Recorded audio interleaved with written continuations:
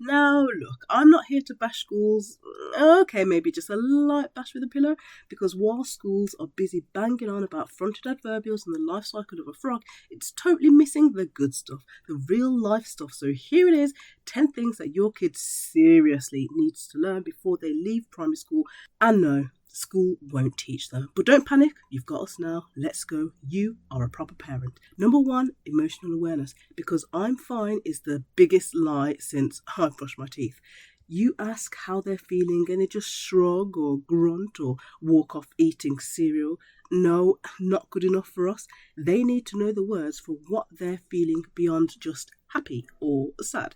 Try frustrated, nervous, proud, jealous, the real stuff. Those kids who can name their feelings, they're the ones that don't end up crying into their chicken nuggets over a collapsed Lego tower. Well, not every time. So, what can you do to improve your child's emotional awareness? I hear you ask. Super question, my friend. Begin with vocab. Use a wider range of vocabulary when you speak to your child. Vocab is going to be helpful for them in the future. Just watch them begin to follow the leader, because they're little copycats. As we know, our kiddos don't want to listen to us, but they sure do love to copy. Use it to your advantage. Number two, confidence. You see, confidence doesn't come from gold stars or best helper of the week certificates. It comes from trying, failing, trying again, and not smashing up anything in the process. Teach your kiddos to say, I'm not good at this yet, because that one little word can change everything. Now, I know allowing them to fail feels harsh, but we're in this for the long run. Stop trying to protect your kid like they're made out of porcelain.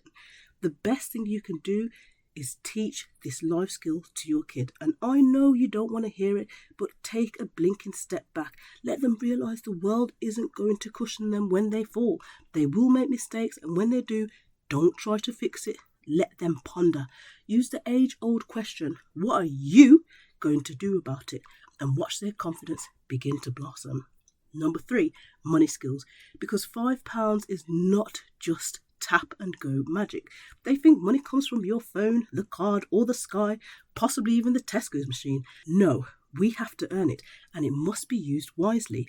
Kiddos need to learn the difference between wanting slime and needing socks. That saving is a skill which will pay off, not a punishment. And it's better to blow £3 on a pointless rubber duck now than £3,000 on some crypto scam later. Let them earn it, save it, spend it, mess it up, and see how the lesson sticks. For every couple of quid they earn or are gifted, allow them to pop it into a savings account, jar or a jug, or you simply keep it in a safe place for them. Every couple of months, remind them how well their savings are going and encourage them to keep it up. Number four, growth mindset. Because I'm just not good at maths actually prevents them from improving in maths. Kids love declaring they're rubbish at stuff so they can wiggle out of it. But here's the truth. Nobody's good at anything straight away. Even Messi had to learn to tie his boots first. Teach them to love trying, because that's where the real magic happens. I love using creativity for this skill. Okay, their painting doesn't look like a Picasso, but every time they pick up a paintbrush, colouring pencil, pen, etc., their skills grow, they improve. Get creative. Don't congratulate the end product. Congratulate their growth. Number five, problem solving, because life doesn't come with a TA. Mom, I can't find my jumper. Okay, that's cool, but did you look in any of your drawers? Give them a chance to solve things themselves. A Lego piece missing? Great, but what can they use instead? Let them think, because that's how they learn. That's how you also get 5 minutes peace. Jigsaw puzzles, word searches, Sudoku and brain busters are the perfect way to stretch their problem solving skills, and I promise the more problems they solve, the less they'll shy away from using that skill. Number six, communication, because Alexa can't teach eye contact.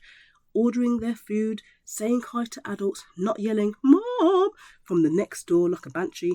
These are actual skills, and like all skills, they can be taught. Model it. Let them speak up. Celebrate the whisper. Celebrate the eye contact, even if it's half a second before they look at their shoes again. We're after progress, not perfection. So where do I start? Here. Ever allowed your child to pop into the shops for one or two items and pay with cash? Why not? Look, there's loads of ways you can do this safely, so there's really no excuse. You can even wait right outside for them. But I'm telling you, the amount of skills this simple activity is going to unleash is crazy. Maths, eye contact, confidence, problem solving, handling pressure, speaking, listening, money. I could go on, but I kind of believe you got my. They don't need a 10-year plan, but they do need to know how to want something, plan for it, and work towards it. Tiny goals like, I want to finish this book by Thursday, or I'm going to practice my cartwheel and I'm going to try at least 10 times, or I'm going to take my shoes off and pop them onto the shoe rack and won't leave them on the floor because you always trip up on them. Then cheer them on when they try. You see, trying is half the battle and way more important than nailing it. So, what are we going to do this week? Yep, I know you're a busy parent, but you're also a proper parent. We're in this together. This week, we're going to set one goal with our kiddos. If you have 10 kids, you may need a scroll for this one. One task per child, something they would like to achieve this week. And remember, guide them, don't set it for them. If they're old enough to write it themselves, great, chuck them a pen.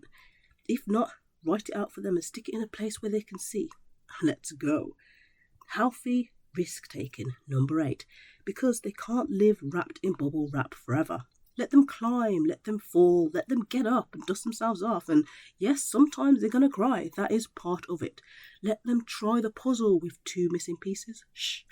Let them go to drama club, even if they get stage fright, and run without you screaming, "Be careful," after them. Like, really, why do we do that? I don't know. Anyway, we're proper parents now. Chin up. It's okay if they trip and fall. Kids who take risks grow, and that is the goal. Number 9, time sense, because most kiddos at this age truly don't know what 5 minutes feels like. And we're always saying, 5 minutes left. They don't get it. Time is slippery, like holding on to jelly. But if they don't learn it now, you'll still be yelling, "Put your shoes on," when they're 17 and have asked you for a car ride to college. Use timers, games, routines, help them feel what 5 minutes is. Because one day being on time might mean being late for a job interview. Yep, been there, got the t-shirt, still embarrassed, never got the job, was only 5 minutes late. Pop a clock into their room. If not, why not? We all have 24 hours a day. It's what we do with it that counts. Remind them that they have to be dressed by a certain time on the clock for school, that they have a certain time on the clock until tablet time's up, and watch them really start to pay attention to time and hone in that real life skill like a pro. Box ticked, you're a proper parent. Number 10, self-reflection, because mistakes and accidents are gold mines for growth. Now, I hear it every day at the school gates when an enthusiastic parent asks, "How was your day?" only to be greeted with the shoddy, "It was okay." And the worst bit is parents are okay with that. No. We're proper parents. We haven't seen our kids for 6 hours. We're going to get them to smile, giggle, and wonder what other questions we've got in our backpack of surprises. Now, jot these bad boys down. Number 1, what went well today? Number 2, what didn't go well today? Number 3, who helped you today? Or who did you help? Number 4, now this one's a crazy one. If there was a miniature me in your pocket all day, and I could see and hear everything, what would I be proud of you for? And the last one, if you had this day again, what 2 changes would you make to improve it? You see, it's not all about guilt, it's all about learning.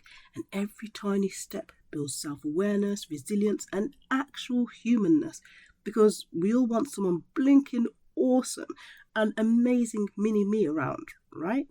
You see, look, school's not evil, but it's busy, overloaded, and still thinks it's in 1985. So you want your kid to grow into a capable, confident, money-savvy little legend.